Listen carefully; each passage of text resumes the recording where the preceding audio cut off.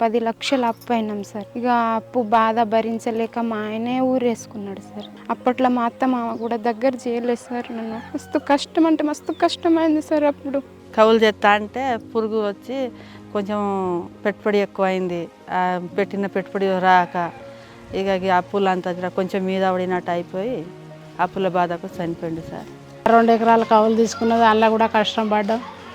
ఇది చేసుకున్న ఆయన కడుపులో ఏం చేసిండ్రో బాధపడి పడి ఊరేసుకున్నాడు సార్. సో సుభిక్ష జర్నీ అనేది 2016లో మొదలైందండి. 2016 ఆ టైంలో న్యూస్ పేపర్లో రెగ్యులర్గా రైతు ఆత్మహత్యలకు సంబంధించినటువంటి బిగ్ న్యూస్ ఐటమ్స్ వస్తుండే అనమాట.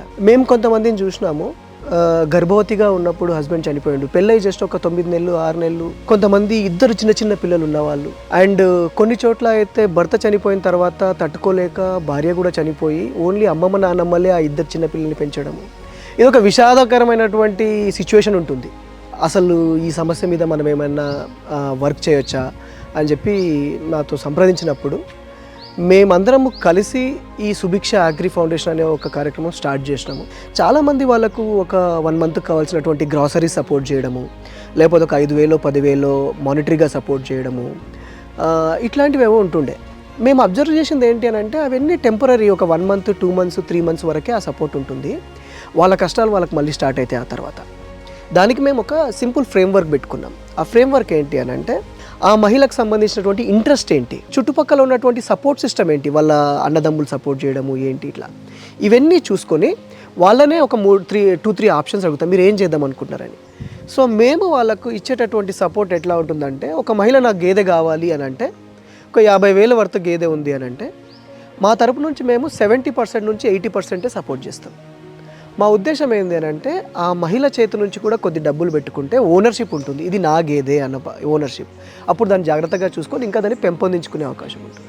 సుభిక్ష అగ్ని ఫౌండేషన్ నుంచి సార్ వాళ్ళు వచ్చిర్రు. ఇక మేము వాళ్ళే మమ్మల్ని ఎత్తుకుంటూ వచ్చిర్రు సార్.